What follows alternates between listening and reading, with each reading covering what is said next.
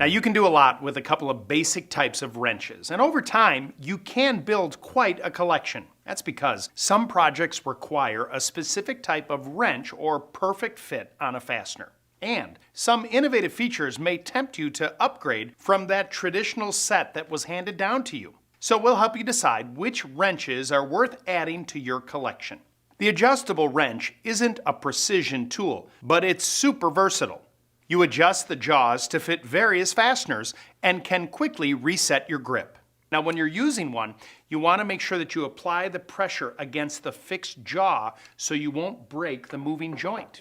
The pipe wrench is a heavy-duty wrench, especially for plumbing and heating projects. It's designed to dig in and create its own teeth marks in pipe and then release. If you're removing a radiator or running gas pipe to your gas grill, this is the tool you'll need.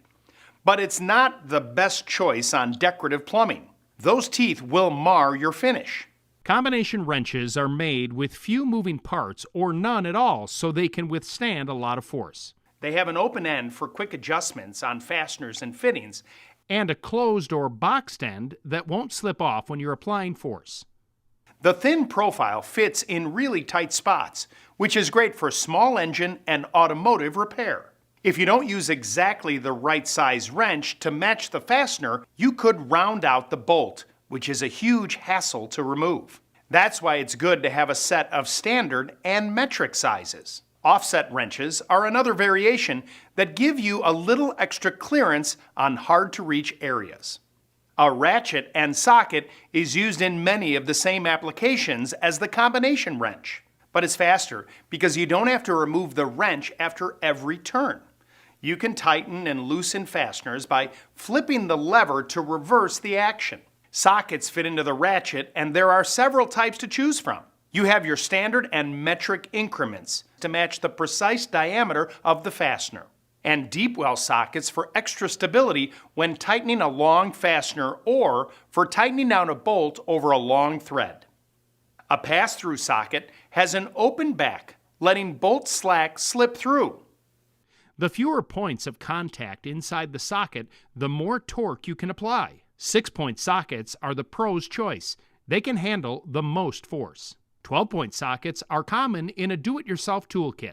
A universal socket has more teeth inside, so it adapts to more bolt sizes. You won't need as many sockets in your set, but you can't apply as much force as you can with 6-point sockets, so it's not an ultra heavy-duty choice.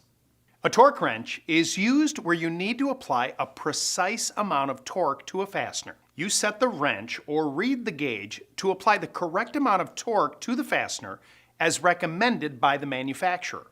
Now, it's used a lot in automotive repair, and another common example is your lawnmower. The owner's manual specifies the exact amount of pound-feet to apply to the bolt on the lawnmower blade. If you over-tighten the bolt, it won't move freely.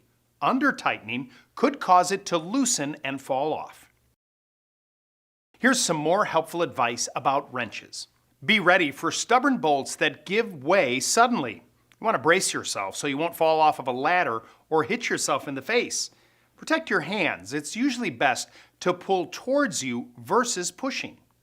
Now, people sometimes confuse wrenches with pliers. A wrench has one handle and is more of a specialty tool. Pliers are more of an all-purpose tool. Wondering if you need sets of both combination wrenches and sockets? For beginners, a socket set will probably work for most jobs. If you're an avid do-it-yourselfer, you probably want combination wrenches too. They'll get into tighter spots and offer the most leverage for tougher jobs.